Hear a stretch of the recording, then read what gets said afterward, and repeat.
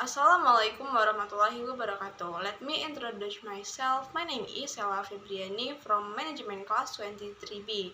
How are you everyone? So in this video, I will explain the material identifying market segment and target customers.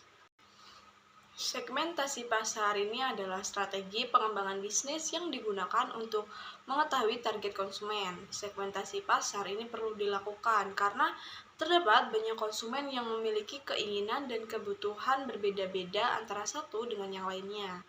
Salah menentukan segmentasi pasar akan membuat bisnis kita yang kelola akan sulit berkembang dan nantinya tidak dapat menghasilkan keuntungan yang diharapkan. Di dalam segmentasi pasar ini ada penargetan, di mana ini proses mengidentifikasi pelanggan yang akan dioptimalkan penawarannya oleh perusahaan.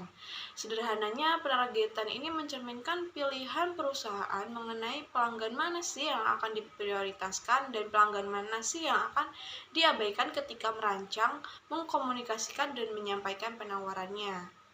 Segmentasi pasar ini memberikan banyak sekali manfaat bagi perusahaan, di antaranya pemilik bisnis dapat berada dalam posisi bersaing yang lebih baik. Kedua, pemilik bisnis dapat mengalokasikan anggarannya secara lebih tepat pada berbagai segmen pasar, dan pemilik bisnis dapat menyesuaikan produk atau jasa yang ditawarkan agar sesuai dengan permintaan pasar. Pemilik bisnis juga dapat mengidentifikasikan peluang pasar yang menunjukkan kesempatan bagi pengembangan produk baru. Dan yang terakhir, bermanfaat dapat mengidentifikasi konsumen baru yang lebih potensial lagi. Segmentasi pasar ini dikelompokkan menjadi beberapa bagian, yaitu yang pertama segmentasi demografi. Di dalam segmentasi demografi ini ada usia. Pemasar sering mengelompokkan pelanggan berdasarkan usia mereka ke dalam generasi yang berbeda. Nah, yang kedua, penghasilan. Segmentasi ini pendapatan merupakan praktik lama dalam kategori seperti mobil, pakaian, kosmetik, layanan keuangan, dan perjalanan. Dan ada juga jenis kelamin. Pria dan wanita mempunyai sikap dan perilaku yang tentunya berbeda. Sebagian didasarkan pada susunan genetik dan sebagian lagi pada sosialisasi. Dan yang terakhir ini termasuk ras dan budaya. Pemasaran multikultural mencerminkan kesadaran bahwa segmen etnis dan budaya yang berbeda memiliki kebutuhan dan keinginan yang tentunya cukup berbeda, sehingga memerlukan aktivitas pemasaran yang terarah dan bahwa pendekatan pasar massal tidak cukup disempurnakan untuk keberagaman pasar. Yang kedua ini ada segmentasi perilaku. Yang ada di dalam segmentasi perilaku ada status pengguna. Berdasarkan pengalaman sebelumnya dengan produk yang ditawarkan perusahaan, konsumen dapat diklasifikasikan menjadi non-pengguna, pengguna potensial, pengguna pertama kali, pengguna reguler, dan mantan pengguna. Nah, yang termasuk lagi ada tahap kesiapan pembeli. Untuk membantu mengkarakterisasi berapa banyak orang yang berada pada tahap yang berbeda dan seberapa baik mereka telah mengubah orang dari satu tahap ke tahap lainnya. Pemasar membagi pasar ke dalam tahap kesiapan pembeli.